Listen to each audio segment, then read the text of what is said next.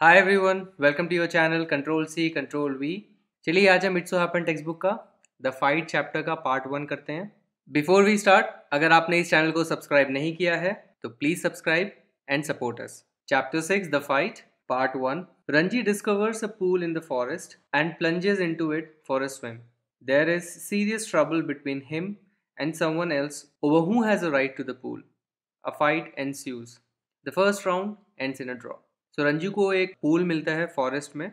वो डिस्कवर करता है। पूल का मतलब होता है एक छोटा सा कुंड, एक छोटा तालाब या कुंड को पूल बोलते हैं हम। और वो उसमें कूद जाता है तैरने के लिए। सो प्लंजेस का मतलब होता है जंप्स। सो उसके और किसी और के बीच में एक गंभीर मुसीबत आ जाती है। सीरियस यानी गंभीर हो गया, ट्रबल, मुसीबत कि किसका हक है उस पूल के ऊपर। और इस चक्कर में क्या होता है, एक लड़ाई शुरू हो जाती है। एनस्यूज का मतलब इन सिंपल टर्म्स हो जाएगा हैपेंस। इफ समथिंग हैपेंस आप बोलते समथिंग एनस्यूज। बट ये कुछ हो रहा है किसी चीज़ की वजह से, तो यहाँ जो रीज़न है वो आपको दे दिया गया है एंड दैट्स वाई यहाँ पे एनस्यू वर्ड का इस्तेमाल किया जा रहा है। So happens afterwards as a result. So आप इस वर्ड का यूज तब कर सकते हैं जब आपने कुछ एक भूमिका बांधी, एक रीजन दे दिया है एंड उसकी वजह से अगर कुछ हो रहा है then you can say then this ensues और दिस फॉलोज। जनरली आप बोलते हो फॉलोज वर्ड का भी इस्तेमाल करते हो कि दिस फॉलोज। इसका मतलब ये भी है कि जो भी कारण हुए हैं उसकी वजह से कोई चीज़ हो रही है, यहाँ पे एक झगड़ा होता है। And has a right to, right to का मतलब किसका हक है। जनरली ये आप लीगल टर्म्स में यूज़ करते हैं। लाइक आपकी ओनरशिप है या लीगल क्लेम है किसी चीज़ पे, तो आप बोलते हो I have a right to something. Legal claim और ownership. First round ends in a draw. तो पहला राउंड जो है ड्रॉ में खत्म होता है, मतलब कोई भी जीत नहीं पाता है। तो चलिए स्टोरी पढ़ते हैं। Ranji had been less than a month in Rajpur when he discovered the pool in the forest. It was the height of summer, and his school had not yet opened. And having as yet made no friends in this semi hill station, he wandered about a good deal by himself into the hills and forests that stretched away interminably on all sides of the town. सो रंजी को राजपुर आए एक महीने से भी कम हुआ था। Had been less than a month मतलब एक महीने से भी कम हुआ था राजपुर आए।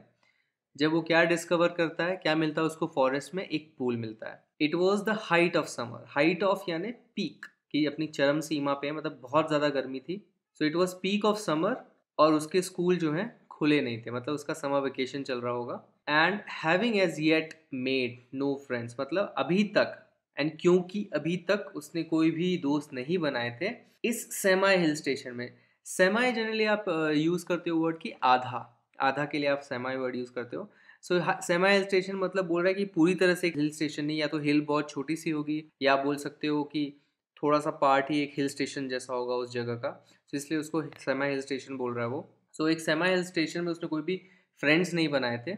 सो वो अकेला ही घूमता रहता था। सो he used to wander. Wander यानी घूमना या फिरना, घूमना फिरना इसको आप बोलते हो। सो वो वॉन्डर करता रहता था a good deal by himself. A good deal यानी अलॉट। गुड डील फ्रेज का मतलब होता है a lot. So he used to wander about a lot by himself into the hills and forest. So वो हिल्स में और फॉरेस्ट में अकेला ही बहुत ज़्यादा घूमता था। That stretched away, stretched away यानी जो फैले हुए थे। इनटर्मिनेबली, इनटर्मिनेबली का मतलब होता है एंडलेसली। सो अगर आप इनटर्मिनेबली वर्ड को देखेंगे, नॉर्मली क्या होता है इंग्लिश में ऐसे बहुत सारे वर्ड्स बनेंगे जिसमें कुछ सफिक्स होते हैं, प्रीफिक्स होते हैं, एंड उससे किसी ना किसी तरीके से आप जो है उसका मीनिंग गेस कर सकते हैं। सो कभी कभी क्या होता है कि ये ट्रिक नॉर्मली क्या है इंग्लिश में काम नहीं आती है, क्योंकि कुछ वर्ड्स के कुछ और ही मीनिंग होते हैं इंग्लिश में। एक्सेप्शंस बहुत ज़्यादा हैं, but still on a large extent आप इसको फॉलो कर सकते हैं। सो फॉर एग्जांपल इनटर्मिनेबली वर्ड को आप देखोगे तो उसमें स्टार्टिंग में है इन, एंड इन या अन या इम, इस तरह के जो प्रीफिक्स होते हैं, इनको प्रीफिक्स इसलिए बोलते हैं कि वो प्री यानी पहले, पहले फिक्स किए जाते हैं किसी वर्ड के। सो उसको प्रीफिक्स बोला जाता है। सो ये जो है ये नेगेट करते हैं। सो उसके आगे जो भी चीज़ आ रही है उसको नॉट कर देंगे, मतलब कि जो भी तुम बोल रहे हो उसके बाद वो उसका उल्टा हो जाएगा। एंड इनके बाद क्या लगा हुआ है, टर्मिनेबली। सो टर्मिनेबली वर्ड बना है टर्मिनेट से। इंग्लिश में एक और वर्ड होता है टर्मिनेट। एंड टर्मिनेट का मतलब होता है कि कोई चीज़ जब ख़त्म हो जाती है। आपने वर्ड देखा होगा, टर्मिनल सुना होगा स्टेशन में, कि इट इज़ अ टर्मिनल।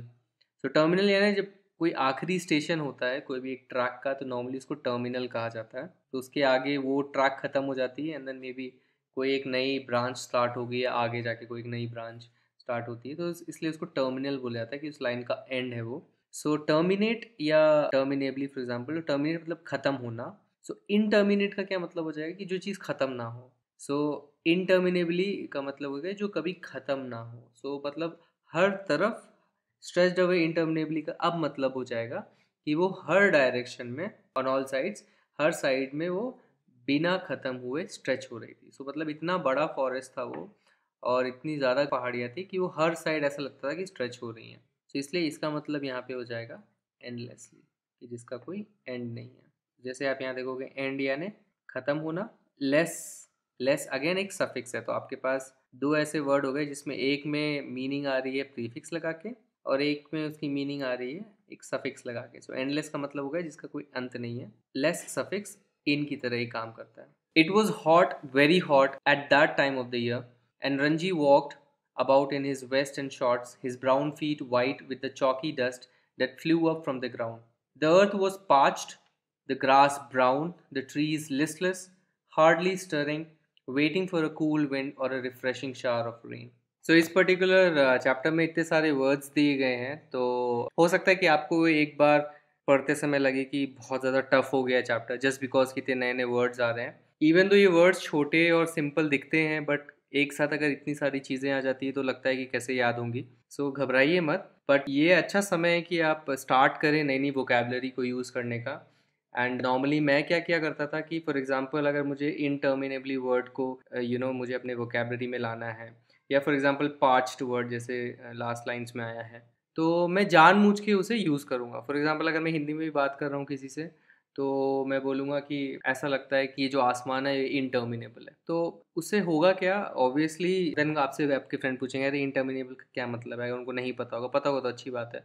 तो इवन दो स्टार्टिंग में ऐसा लगेगा कि आप क्या पता शो ऑफ कर रहे हो या क्या है ये बोलने का तरीका, बट ठीक है, ये ऐसा फेज़ है जहाँ पे आपको ये फिक्र नहीं करनी चाहिए कि लोग क्या सोचेंगे, क्योंकि ये आपका लर्निंग फेज़ है। तो जितना हो सके आप उसको डे टू डे लाइफ में यूज़ करने की कोशिश कीजिए, बिकॉज कोई भी चीज़ याद या प्रैक्टिस में तभी आएंगी जब आप उसको डेली बेसिस पे वो चीज़ को करेंगे। एंड जब आप कोई चीज़ को डेली बेसिस पे करेंगे तो वो चीज़ बहुत आसान लगेगी बाद में।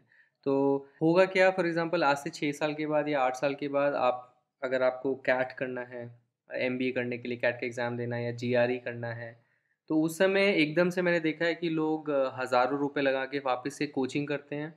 एंड मोर और लेस उनकी सबसे ज़्यादा प्रॉब्लम होती है कि इंग्लिश जो है उनकी वोकेबलरी नहीं अच्छी होती है, तो उनको वो चीज़ की प्रैक्टिस के लिए वो इतने हज़ारों रुपए देते हैं। एंड इस पर्टिकुलर चैप्टर में मैंने दो तीन ऐसे वर्ड्स स्पेशली नोटिस किए थे जो कि एक्चुअली कैट और जीआरई के बहुत ही फेवरेट वर्ड्स हैं। सो उनको बहुत यूज़ किया जाता है उनके एग्ज़ाम्स में। सो आप इमेजिन करो कि जो एग्ज़ाम्स ग्रेजुएट होके कॉलेज ख़त्म करने के बाद लोग देते हैं ताकि वो एमबीए करें या हायर स्टडीज़ करें, वो आपकी क्लास 8th की बुक में दी गई है। तो इसका मतलब ये है कि प्रॉब्लम कहाँ है, प्रॉब्लम हमारे साथ ही है, कि हम बाद में जाके इतना इश्यूज़ इसलिए फेस करते हैं कि जो इंग्लिश लैंग्वेज हमारे regular day to day life का पार्ट होनी चाहिए, हम उसे टालते जाते हैं, टालते जाते हैं, टालते जाते हैं, और फिर एकदम से वो एक पहाड़ बन जाती है।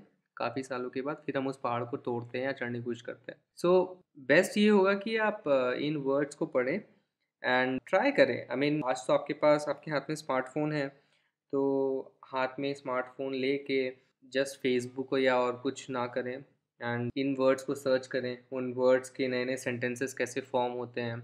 आप बस इंटर्मिनेबली वर्ड डालेंगे, आपके पास न्यूज़ रिपोर्ट एंड पता नहीं क्या क्या चीज़ें आ जाएंगी।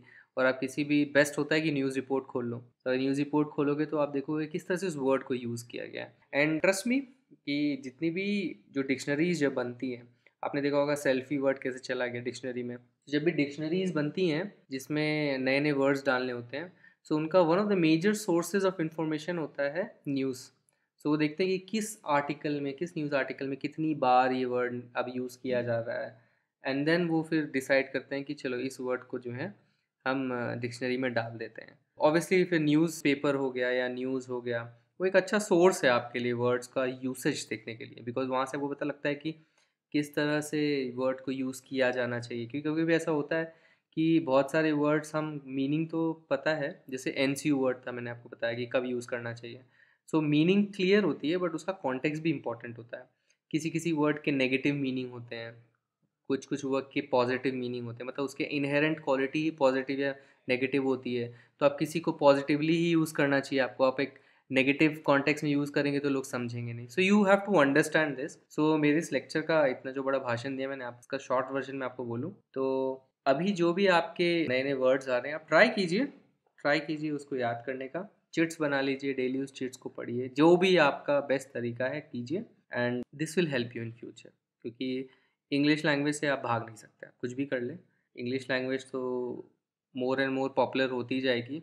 इंडिया की मोर और लेस ऑफिशियल लैंग्वेज ही यही है, एंड बेटर कि हम इसे पहले से सीख लें ताकि आगे जाके हमारे पास और नई चीज़ों को सीखने का टाइम रहे।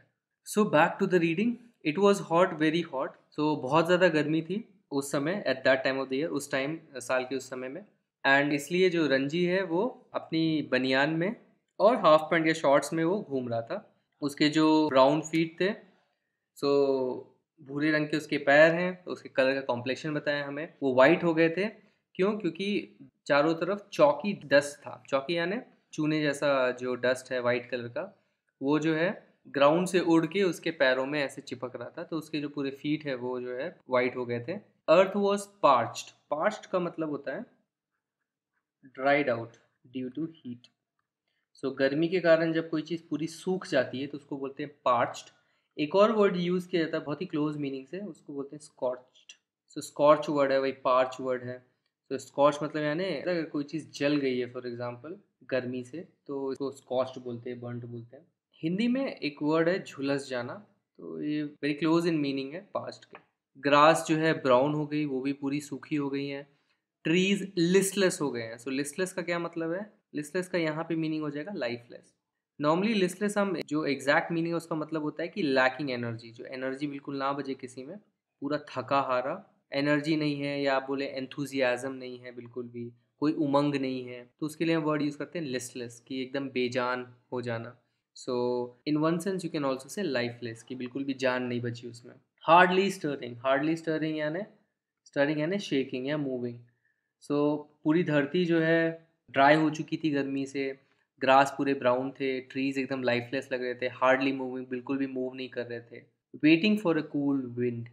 किसका वेट कर रहे थे? कि ठंडी हवा का वेट कर रहे थे, और अ रिफ्रेशिंग शावर ऑफ रेन, या तो अच्छी बरसात का, रिफ्रेशिंग जो रिफ्रेश कर दे उनको, ऐसी बरसात का वेट कर रहे थे। तो शावर ऑफ रेन यानी बारिश की बौछार। It was on such a day, a hot tired day, that Ranji found the pool in the forest. The water had a gentle translucency, and you could see the smooth round pebbles at the bottom of the pool. A small stream emerged from a cluster of rocks to feed the pool. During the monsoon, this stream would be a gushing torrent, cascading down from the hills, but during the summer it was barely a trickle. So उसी तरह के एक दिन, एक गरम और थका हुआ दिन, मतलब बहुत ही बोरिंग सा दिन है, टायर्ड डे यानी बहुत ही गर्म, बहुत ही बोरिंग सा दिन। रंजी को क्या मिला? फॉरेस्ट में एक पूल मिला। वाटर कैसा था? Water had a gentle translucency. So translucency का मतलब होता है क्लैरिटी, मतलब साफ पानी था, क्लियर दिख रहा था उसके आर पार। So it had a gentle clarity, and you could see smooth round pebbles at the bottom of the pool. और पूल के सतह में क्या दिख रहा था? स्मूथ राउंड पेबल्स, तो छोटे छोटे जो पत्थर होते हैं गोल गोल एकदम, जो कि एकदम स्मूथ होते हैं, अगर आप छुए तो उनको पेबल्स बोलते हैं। तो स्मूथ राउंड पेबल्स जो है पूल के नीचे दिख रहे थे। तो इतना साफ पानी था कि पूल के नीचे भी जो पत्थर रखे हुए थे वो दिख रहे थे। और एक स्मॉल स्ट्रीम, एक छोटी सी धारा, क्लस्टर ऑफ रॉक्स, क्लस्टर यानी एक ग्रुप ऑफ रॉक्स, जो पत्थरों का एक झुंड था वहाँ पे, उससे निकल के आ रही थी to feed the pool. Feed the pool यानी उसमें जाके मिल रही थी। तो वो जो भी पूल का जो पानी का जो भी स्रोत था, वो जो है ये स्मॉल स्ट्रीम थी। तो यहाँ पे फीडिंग, फीडिंग मतलब किसी को खाना देना होता है, एंड यहाँ पे इसका मीनिंग क्या हो जाएगा कि ये पूल में पानी दे रही थी, यही स्ट्रीम जो है पूल को पानी दे रही थी। During the monsoon this stream would be a gushing torrent. So monsoon के समय यही जो धारा है वो कैसी हो जाएगी? गशिंग टॉरेंट जैसी हो जाएगी। सो गशिंग यानी बहुत स्पीड में फ्लो करने वाली, सो रैपिडली फ्लोइंग, बहुत ही तेज तेज फ्लो करने वाली। आप यूज़ कर सकते हो जैसे गशिंग रिवर, बहुत तेज से रिवर अगर फ्लो कर रही है तो यू कैन से गशिंग रिवर। एंड टॉरेंट का क्या मतलब होता है? Rushing stream. सो टॉरेंट उस धार को बोलते हैं जो कि बहुत तेज चलती है। सो गशिंग टॉरेंट का मतलब इन शॉर्ट वही हो गया कि बहुत तेज से चलने वाली स्ट्रीम बन जाती है ये, cascading down the hills. So cascade word जो होता है, कैस्केड का मतलब होता है एक के बाद एक होना, एंड ये वर्ड जनरली इस तरह के वाटरफॉल्स के लिए यूज़ करते हैं। इस कॉल्ड ए कैस्केड वाटरफॉल, जो एक स्टेप के बाद एक, स्टेप के बाद एक के बाद एक जो है गिर गिर के ऐसे बहता है। सो फॉर एग्जाम्पल आपकी सीढ़ियों से पानी गिर रहा है तो यू कैन से cascading down the stairs. So cascade word आप इस्तेमाल करते हो जब इस तरह से स्टेप्स में चीज़ें होती हैं, एक के बाद एक के बाद एक। सो इसलिए cascading down from the hills यानी स्टेप बाय स्टेप वो हिल से उतर के ये पानी बह रहा था। बट समर के time it was बेयरली a trickle. बेयरली a trickle मतलब मुश्किल से भी, बेयरली आप यूज़ करते हो मुश्किल से के मीनिंग से, एंड ट्रिकल मतलब वेरी स्मॉल स्ट्रीम, बहुत ही छोटी सी धारा, मतलब बूंद बूंद बूंद जैसे कोई टपके तो उसको ट्रिकल बोलते हैं। वीक या थिन आप बोलें, फ्लो ऑफ वाटर, बहुत छोटी सी धार को आप ट्रिकल बोलेंगे, बूंद बूंद के जो बहती है या टपकती है। The rocks however held the water in the pool and it did not dry up like the pools in the plains। But जो रॉक्स थे वो क्या कर रहे थे, एक तरह का बाउंड्री का काम कर रहे थे और जो पानी है उसको होल्ड करके रख रहे थे पूल में। सो हेल्ड द वाटर मतलब पानी को होल्ड करके रख रहे थे पूल में। एंड ये पूल जो है जैसे कि मैदानों में जो पूल होते हैं, प्लेन का मतलब होता है मैदान, सो ऐसे समतल ज़मीनों में जो भी पूल बन जाते हैं पानी के पूल, जिस तरह से जो आसानी से ड्राई हो जाती है उस तरह से वो ड्राई नहीं हो रही थी, डिड नॉट ड्राई, वो ड्राई नहीं हुई थी क्योंकि गर्मी का भी मौसम था, फिर भी ये जो पूल है उसमें पानी भरा हुआ था। When Ranji saw the pool, he did not hesitate to get into it. He had often gone swimming alone or with friends when he had lived with his parents in a thirsty town in the middle of a Rajputana desert. So Ranji ने जैसे ही pool को देखा वो बिल्कुल भी नहीं हिचकिचाया उसके अंदर जाने के लिए। डिड नॉट हेजिटेट, हेजिटेट यानी हिचकिचाना। वो बहुत बार स्विमिंग करने गया है अकेले या अपने दोस्तों के साथ, जब वो अपने पेरेंट्स के साथ रहता था in a thirsty town in the middle of Rajputana desert. So Rajputana desert के बीच में एक थर्स्टी टाउन था। थर्स्टी टाउन यानी एक टाउन को आप थर्स्टी बोल रहे हो, प्यासा बोल रहे हो, इसका मतलब क्या, वहाँ पे पानी की बहुत कमी थी, इसका मतलब ये हो गया। सो एक प्यासा छोटा शहर था, इसका मतलब पानी की बहुत किल्लत थी वहाँ पे। एंड ऑब्वियसली वो एक डेजर्ट के बीच में था तो आप क्या ही एक्सपेक्ट करोगे। सो जब वो उनके साथ रहता था तो बहुत बार स्विमिंग करने जाता था। There he had known only sticky and muddy pools, और वहाँ पे वो कैसे पूल्स को देखता था, वहाँ के पूल्स होते थे एकदम स्टिकी, चिपचिपे, और मडी, मडी यानी कीचड़ से भरे हुए। Where buffaloes wallowed and women washed clothes. तो जहाँ पे बफेलोज जो भी भैंसे होते थे वो क्या करते थे, लोटते रहते थे। वैल्यू करना यानी लोटना, रोल करना या लोटना हम जिसे बोलते हैं। सो वो लोटते रहते थे और जो औरतें थी वहाँ पे कपड़े धोती थी। He had never seen a pool like this, so clean and cold and inviting. He leapt into the water, his limbs were supple, free of any fat, and his dark body glistened in patches of sunlit water. उसने कभी भी ऐसा pool नहीं देखा था जो इतना साफ है, इतना ठंडा है और इतना इनवाइटिंग है। इनवाइटिंग यानी कोई चीज़ अगर आपको इनवाइट कर रही है, ऐसा लग रहा है आपको कि आपको इनवाइट कर रही है, इसका मतलब वो चीज़ क्या है, वो चीज़ अट्रैक्टिव है, मतलब वो आपको अट्रैक्ट कर रही है। सो इनवाइटिंग का मतलब इसलिए हो जाता है अट्रैक्टिव। सो उसको कोई ऐसा पूल उसने कभी नहीं देखा था जो इतना क्लीन है, इतना ठंडा है और इतना अट्रैक्टिव है। He left into the water, so वो उस पानी में कूद गए, लीप करने आने कूद जाना। So he left into the water, his limbs were supple. Supple का मतलब होता है कोमल। तो उसके पाँव बहुत ही, लिम्स यानी आप लेग्स के लिए यूज़ करते हो, सो उसके जो पैर थे बहुत ही कोमल थे। फ्री ऑफ एनी फैट मतलब बिल्कुल भी फैट नहीं था, मतलब बहुत ही पतला था और बहुत ही बोनी था, मतलब हड्डी दिख रही हो ऐसा लग रहा था। एंड हिज डार्क बॉडी मतलब उसकी जो सांवली बॉडी थी, शरीर था, वो चमक रहा था इन patches of sunlit water. Sunlit यानी सूरज की रोशनी से चमकता हुआ। तो सन लिट, सन के द्वारा लिट लाइट अप किया गया, उसको सनलिट बोलते हैं। तो सूरज की रोशनी से चमकते हुए पानी में उसकी जो बॉडी है वो भी चमक रही थी, ग्लिसर्ड यानी शाइंड। एंड पैचेस मतलब छोटे छोटे टुकड़े, मतलब कुछ कुछ टुकड़ों में ही वो सन जो है चमक रहा था। जहाँ तक फॉर एग्जांपल आप फॉरेस्ट में रहते हो तो बड़े बड़े पेड़ होते हैं और कुछ कुछ जगहों से ही रोशनी आती है पेड़ों के बीच से होके, सो इसलिए पैचेस में वो पानी सनलिट लग रहा था, सो पैच यानी टुकड़ों में. The next day he came again to quench his body in the cool waters of the forest pool. He was there for almost an hour, sliding in and out of the limpid green water or lying stretched out on the smooth yellow rocks in the shade of broad-leaved sal trees. So अगले दिन वो वापस आया to quench his body. Quench यानी ठंडा करना, cool. To cool his body in the cool water. So forest pool के ठंडे पानी में अपने बॉडी को कूल करने आया. क्वेंच वर्ड का इस्तेमाल आप एक और जगह देखोगे होते हुए, quench the thirst. So quench the thirst का मतलब होता है प्यास बुझाना. सो इस तरह से भी यूसेज होता है, बट क्वेंच का एक्चुअल मीनिंग होता है टू कूल.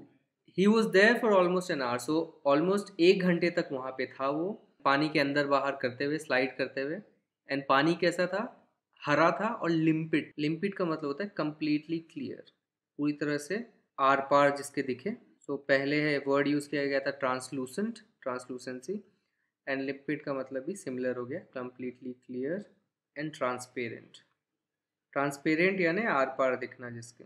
सो या तो वो पानी के अंदर बाहर स्लाइड कर रहा था, या वहाँ पे जो स्मूथ येलो रॉक्स थे उसमें फैल के लेटा हुआ था. लाइंग स्ट्रेचर ने फैल के लेटा हुआ था साल ट्री के शेड में. सो साल ट्री के लिए कौन सा एडजेक्टिव यूज़ किया गया है? Broad leave. सो साल ट्रीज की बहुत ही चौड़ी पत्तियां होती है, तो इसलिए कहा गया कि चौड़ी पत्तियों वाले साल के पेड़ों के नीचे उसकी शेड में, उसके छाँव में वो लेटा रहता था. इट वॉज वाइल ही ले दस that he noticed another boy standing a little distance away, staring at him in a rather hostile manner. The other boy was a little older than Ranji, taller, thick-set, with a broad nose and thick red lips. He had only just noticed Ranji, and when Ranji did not say anything, the other called out, "What are you doing here, mister?" So जब वो वहाँ पे लेटा हुआ था तब उसने notice किया कि एक दूसरा लड़का वहाँ पे खड़ा है कुछ ही दूर पर, लिटिल डिस्टेंस अवे, और उसे देखे जा रहा है. स्टेरिंग है ना, उसे देखे जा रहा है इन अ रादर हॉस्टाइल मैनर. सो बहुत ही हॉस्टाइल मैनर में उसे देखे जा रहा है. वो हॉस्टाइल का मतलब होता है अनफ्रेंडली तरीके से, अनफ्रेंडली तरीके से उसे देखे जा रहा था. और जो दूसरा लड़का था वो रंजी से थोड़ा बड़ा था, लंबा था, थिक सेट. थिक सेट यानी तगड़ा जिसको हम बोलते हैं. स्टाउट, इसका एक और वर्ड होता है स्टाउट, वेल बिल्ट, जिन्हें हम तगड़ा बोलते हैं. सो लंबा था, तगड़ा था, विथ ए ब्रॉड नोज, चौड़ी नाक थी उसकी, एंड थिक रेड लिप्स, उसके लिप्स क्या थे? मोटे और लाल थे. He had only just noticed Ranji, उसने अभी ही रंजी को नोटिस किया था. एंड जब रंजी ने कुछ नहीं बोला तो उसने चिल्ला के क्या बोला? तुम यहाँ क्या कर रहे हो मिस्टर? सो आई थिंक इस तरह का एक सीन है. ये आराम से रॉक पर लेटा हुआ है एंड यहाँ पे दूसरा लड़का आके उसे चिल्ला के बोल रहा है तुम यहाँ क्या कर रहे हो. Ranji, who was prepared to be friendly, was taken aback at the hostility of the other's tone. So Ranji क्या चीज़ के लिए प्रिपेयर्ड था? फ्रेंडली होने के लिए. सो उसे लगा कि कोई आया है एंड चलो किसी से आप दोस्ती कर सकते हैं. तो he was prepared to be friendly but was taken aback. Taken aback का मतलब होता है सरप्राइज्ड, सरप्राइज्ड हो जाना. सो वो सरप्राइज्ड हो गया उसके टोन की हॉस्टिलिटी को देख के. सो हॉस्टिलिटी, जैसे हॉस्टाइल का मतलब था अनफ्रेंडली, हॉस्टिलिटी का मतलब भी वही हो गया, अनफ्रेंडलीनेस. सो उसके टोन की अनफ्रेंडलीनेस को देख के वो सरप्राइज हो गया. I am swimming, he replied, why don't you join me. So Ranji अभी भी ट्राई करता है पोलाइट होने का. वो बोलता है मैं तैर रहा हूँ, क्यों नहीं तुम मुझे ज्वाइन कर लेते हो. सो वो रिप्लाई देता है, I always swim alone, said the other, this is my pool, I did not invite you here. So मैं हमेशा अकेला स्विम करता हूँ, ये मेरा पूल है, मैंने तुम्हें इन्वाइट नहीं किया है. The stranger strode up to Ranji, who still sat on the rock, and planting his broad feet firmly on the sand, said, as though this would settle the matter once and for all, "Don't you know I am a warrior? I do not take replies from villagers like you." So जो stranger था, जो दूसरा लड़का था, वो रंजी के पास भाग कर आया. स्टोड अप यानी भाग के आया, जो अभी भी रॉक पर बैठा हुआ था, और अपने पैर वो प्लांट करता है फर्मली ऑन द सैंड. मतलब प्लांट करना मतलब प्लेस करना. तो अपने पैर रखता है फर्मली सैंड में, और क्या बोलता है उसको कि तुम्हें पता नहीं कि मैं वॉरियर हूँ. सो वो इस तरह से रखता है कि जैसे इससे ये जो मामला है वो सेटल हो जाएगा, as though this would settle the matter. So इस तरह से वहाँ पे जाके खड़ा हो जाता है उसके सामने, एज इफ कि इससे जो है मैटर सारा रिजॉल्व हो जाएगा. और वो क्या बोलता है कि तुम्हें पता नहीं कि मैं एक वॉरियर हूँ, मैं एक क्षत्रिय हूँ, मैं विलेजर्स, तुम्हारे जैसे गांव वाले से मैं रिप्लाईज नहीं लेता हूँ. I do not take replies from villagers like you. So you like to fight with villagers. तो रंजी पूछता है तो तुम्हें गांव वालों के साथ लड़ना पसंद है. Well I am not a villager, I am a fighter. पर मैं विलेजर नहीं हूँ, मैं एक फाइटर हूँ, मैं एक योद्धा हूँ. I am a warrior, I am a fighter. So एक बोल रहा है मैं एक क्षत्रिय हूँ, एक बोल रहा है कि मैं भी एक फाइटर हूँ. They had reached N impasse. Impasse को अम्पास की तरह भी प्रोनाउंस किया जाता है जैसा आपके टेक्स्ट बुक में लिखा है, बट यू कैन ऑल्सो से impasse. So they had reached an impasse. One had said he was a warrior, the other had proclaimed himself a fighter. There was little else that could be said. So अब वहाँ पे एक deadlock हो गया था. Impasse का मतलब deadlock. So they have reached a deadlock मतलब एक बोल रहा है कि वो एक वॉरियर है और दूसरा प्रोक्लेम कर रहा है कि वो फाइटर है. सो अब इससे ज़्यादा और भी कुछ कहा नहीं जा सकता. तो एक तरह से वो एक सिचुएशन में आ गए थे जिसके आगे वो बढ़ नहीं पा रहे, जिसको हम डेडलॉक बोलते हैं. सो किसका कोई कंक्लूजन नहीं निकल पा रहा है, दोनों अटक गए हैं यहाँ के. प्रोक्लेम का मतलब होता है अनाउंस्ड, मतलब घोषणा करना. तो एक घोषणा कर रहा है कि वो एक फाइटर है, एक बोल रहा है कि वॉरियर है, एंड इसके आगे और भी कुछ कहा नहीं जा सकता. You understand that I am a warrior, said the stranger, feeling that perhaps this information had not penetrated Ranji's head. I have heard you say it 3 times, replied Ranji. Then why are you not running away? I am waiting for you to run away. I will have to beat you, said the stranger, assuming a violent attitude, showing Ranji the palm of his hand. I am waiting to see you do it, said Ranji. You will see me do it, said the other boy. So अब दोनों के बीच में वापस argument चालू हो गया. तो स्ट्रेंजर बोलता है तुम्हें समझ में आ रहा है ना कि मैं एक वॉरियर हूँ. फीलिंग दैट, उसे ऐसा लग रहा था कि परहैप्स, मे बी, परहैप्स का मतलब होता है कि मे बी मतलब शायद, कि शायद ये जो इन्फॉर्मेशन है, उसने इतनी बार बोल दिया था फिर भी उसे ऐसा लग रहा था कि हो सकता है कि ये जो इन्फॉर्मेशन, ये जो बात है वो उसके दिमाग में नहीं घुसी है. पेनिट्रेट का मतलब होता है गो थ्रू, यानी घुसना. तो ऐसा लग रहा था कि अभी तक उसके दिमाग में ये बात घुसी नहीं है, तो इसलिए वापस वो उसको बोल रहा था. तो रंजी रिप्लाई करता है मैंने तुम्हें 3 बार बोलते हुए सुन लिया है. तो फिर वो रिप्लाई करता है स्ट्रेंजर कि तब तुम भाग क्यों नहीं रहे हो. तो रंजी रिप्लाई करता है मैं तुम्हारा वेट कर रहा हूँ भागने का, कि तुम भागोगे. सो वो रिप्लाई करता है I will have to beat, अब मुझे तुम्हें मारना पड़ेगा. Assuming a violent attitude. Assuming यानी बिगिनिंग टू हैव. सो एक वायलेंट एटीट्यूड में आ गया था वो, अज्यूम करने लगा था, उस वायलेंट एटीट्यूड में आने लगा था. वायलेंट यानी हिंसक, एक हिंसक एटीट्यूड में आने लगा था. और रंजी को क्या दिखा रहा था, अपना हाथ दिखाए, पाम ऑफ हिज हैंड, अपनी हथेली दिखाने, मतलब एक जैसे मैं तुम्हें अपने हाथ से मार दूंगा इस तरह से एक पोज बना के उसे दिखा रहा था. उसे बोल रहा था कि अब मुझे तुम्हारी पिटाई करनी पड़ेगी. रंजी क्या रिप्लाई करता है मैं वेट कर रहा हूँ कि तुम मेरी पिटाई करो. I am waiting to see you do it. मैं वेट करो कि तुम ये करो. तो जो दूसरा लड़का बोलता है तुम मुझे देखोगे ये करते हुए. तो इस तरह से उनके बीच में टू एंड फ्रो ये आर्गूमेंट चल रहा है. Ranji waited. The other boy made a strange hissing sound. They stared each other in the eye for almost a minute.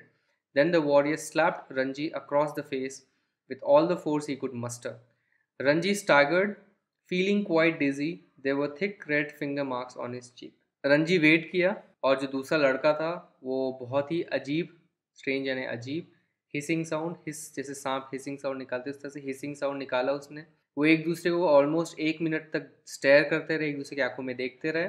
तब फिर वो जो वॉरियर था, वो जो लड़का था, उसने रंजी को एक चाटा लगा दिया. Slapped Ranji across the face, उसके फेस पे चाटा लगा दिया. With all the force he could muster, पूरी शक्ति के साथ जो वो इकट्ठा कर सकता था. मस्टर यानी अपनी पूरी शक्ति के साथ जो वो इकट्ठा किया, मस्टर यानी गैदर.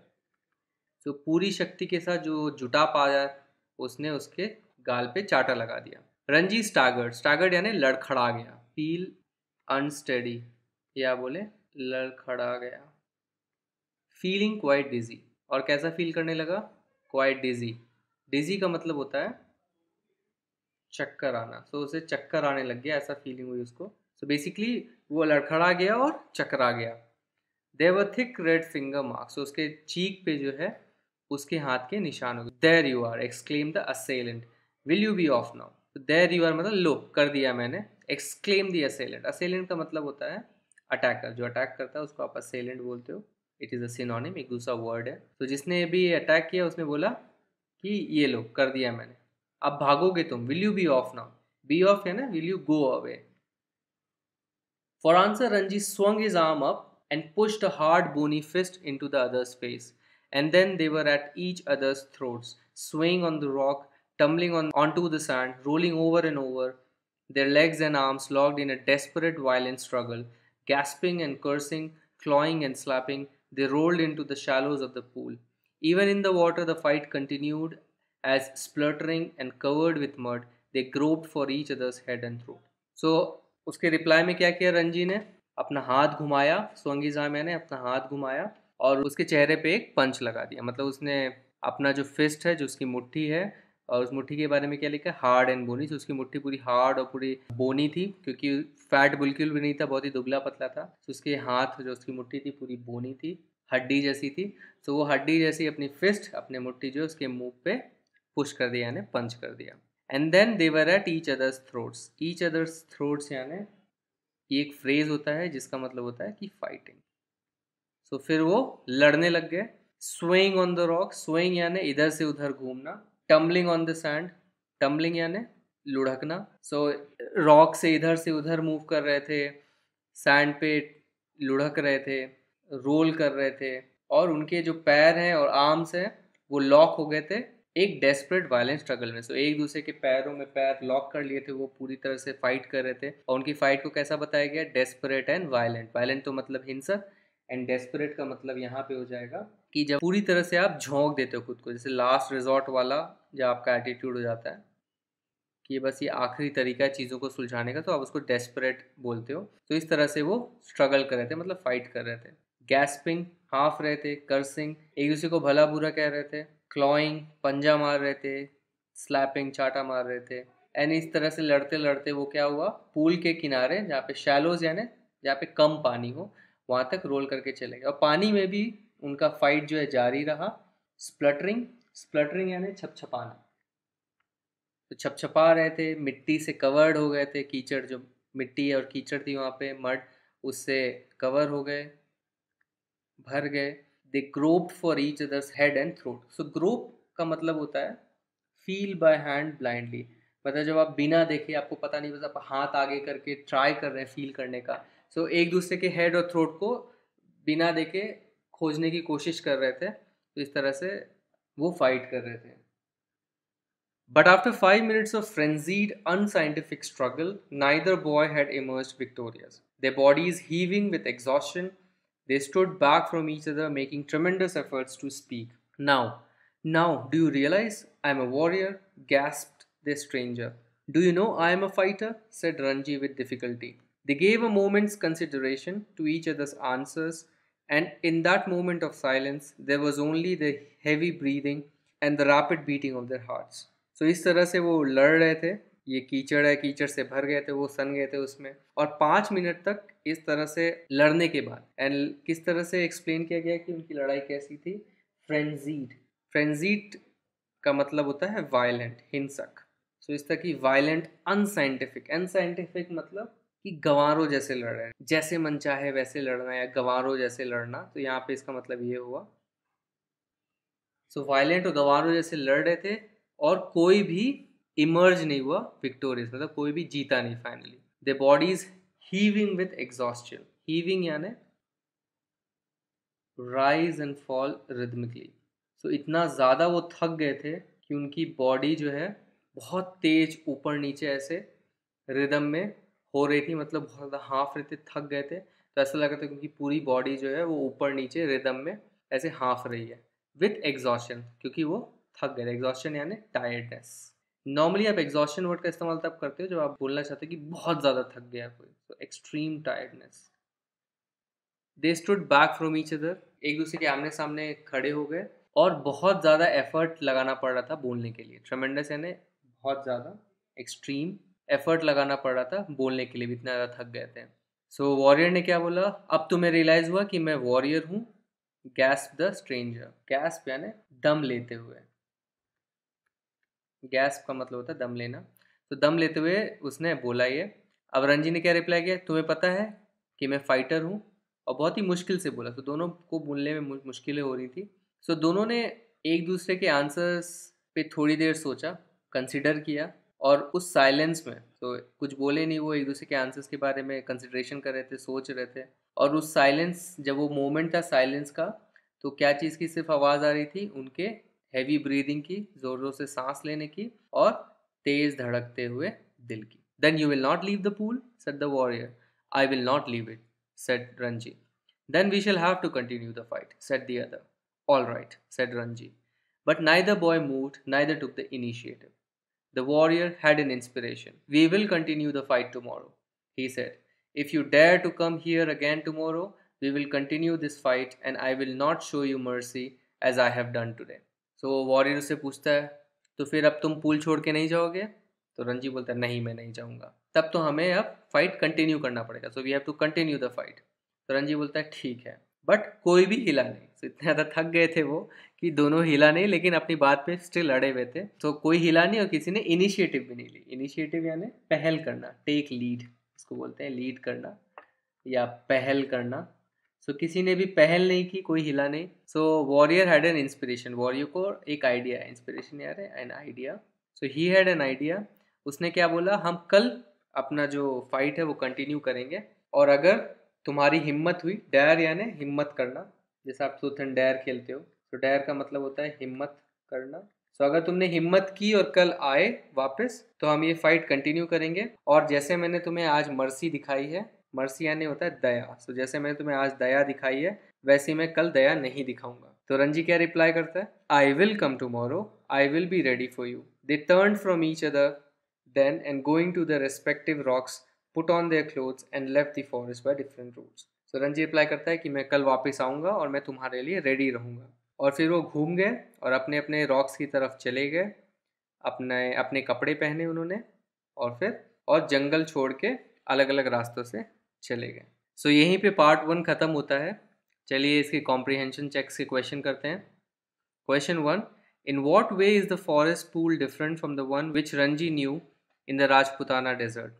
तो जो फॉरेस्ट पूल था किस तरह से डिफरेंट था राजपुताना डेजर्ट के पूल से, जिसके बारे में रंजी को पता था. सो forest pool was clean, cold and लिम्पिड. लिम्पिड आपको याद होगा इसी चैप्टर में ये वर्ड आया था, that means clear and transparent.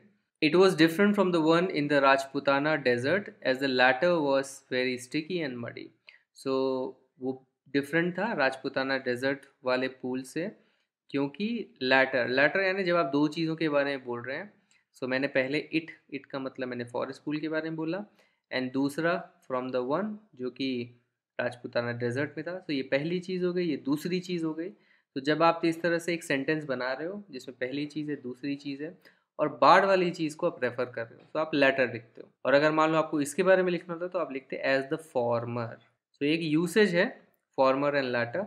तो जब भी दो चीज़ों की बात हो रही है तो जो पहला है उसको फॉर्मर बोलते हैं और जो बाद में जो चीज़ के बारे में आप बोले हैं उसको बोलते हैं latter. So the latter was very sticky and muddy. तो बहुत ही स्टिकी था और बहुत ही मडी था. Question 2, the other boy asked Ranji to explain himself. What did he expect Ranji to say? So जब वो लड़का आता है तो उससे पूछता है तुम यहाँ क्या कर रहे हो, तो इस तरह से वो एक्सप्लेन करने के लिए बोल रहा है उसको. सो वो क्या एक्सपेक्ट कर रहा था रंजी को बोलने के लिए? वो वही एक्सपेक्ट कर रहा था कि वो माफ़ी मांग के चला जाए वहाँ से. तो he expected Ranji to apologise for swimming in the pool. So expect कर रहा था कि रंजी उससे माफ़ी मांगे कि वो उसके पूल में स्विम कर रहा था. Was he in your opinion right or wrong to ask this question? So आपके ओपिनियन में क्या वो सही था या गलत था ये क्वेश्चन पूछने के लिए? So obviously he was not right, गलत था वो, क्योंकि जो फॉरेस्ट का पूल है वो किसी का प्राइवेट प्रॉपर्टी नहीं है एंड उसमें जो भी चाहे वो उसमें तैर सकता है. So he was not right because the forest pool didn't belong to him. Anyone who pleases can use it. So forest pool जो उस लड़के का नहीं था एंड जिसका भी मन हो, एनी वन हु प्लीजेस, जिसका भी मन हो वो उसको यूज कर सकता है. Between Ranji and the other boy who is trying to start a quarrel, give a reason for your answer. So quarrel का मतलब होता है फाइट. सो रंजी और दूसरे लड़के के बीच में आपको क्या लगता है कौन लड़ाई स्टार्ट करने का ट्राई कर रहा था? आपको रीज़न देना है. सो ऑब्वियसली जो दूसरा लड़का था वो स्टार्ट कर रहा था, बिकॉज जैसे ही वो लड़का आया था तो रंजी ट्राई भी कर रहा था कि उससे फ्रेंडली वे में बात करें. So the other boy was trying to start a quarrel because Ranji was ready to greet the boy in a friendly tone and ask him to join for swimming and asked him. So Ranji एकदम ready था उसे friendly tone में greet करने के लिए and उसको swimming करने के लिए ज्वाइन करने के लिए भी बोला कि तुम मेरे साथ स्विम करोगे. Then we will have to continue the fight, said the other. What made him say that? So दूसरे ने क्या बोला था कि अब हमें ये फाइट कंटिन्यू रखनी पड़ेगी. सो उसने ऐसा क्यों बोला? सो उसने ऐसा इसलिए बोला क्योंकि दोनों लड़ पड़े लेकिन फिर भी कोई कंक्लूजन नहीं निकला. So the fight between the boys ended in a draw. So दोनों के बीच में ड्रॉ हो गया. Ranji was not ready to leave the pool. और रंजी बिल्कुल भी रेडी नहीं था पूल को छोड़ने के लिए. So they decided to fight again until one of them is victorious. So उन्होंने डिसाइड किया कि वो फिर से फाइट करेंगे ताकि दोनों में से कोई एक जीत जाए, विक्टोरियस हो जाए यानी विनर हो जाए. Did the fight continue? If not why not? So क्या फाइट कंटिन्यू हुई? अगर नहीं तो क्यों नहीं? सो आपको पता है कि फाइट कंटिन्यू नहीं हुई थी बिकॉज दोनों थक गए थे और किसी ने भी पहल नहीं की. सो वही आपको लिखना है. The fight did not continue because they were both exhausted and no one took the initiative to continue the fight. So किसी ने भी इनिशिएटिव नहीं लिया फाइट कंटिन्यू करने के लिए. Thanks for watching this video. अगर ये वीडियो आपको पसंद आए तो इस वीडियो को एक लाइक दीजिए, हमारे चैनल को सब्सक्राइब कीजिए. आप हमारे चैनल को सब्सक्राइब इस गोल लोगो पे क्लिक करके सब्सक्राइब बटन दबा के कर सकते हैं. अब आप हमें इंस्टाग्राम पर भी फॉलो कर सकते हैं. हमारी आईडी है आओ पढ़ें. आप हमें अपने कमेंट्स और फीडबैक्स कमेंट सेक्शन में भी लिख सकते हैं. इस चैप्टर के पार्ट 2 के लिए स्टे ट्यून्ड. Bye bye.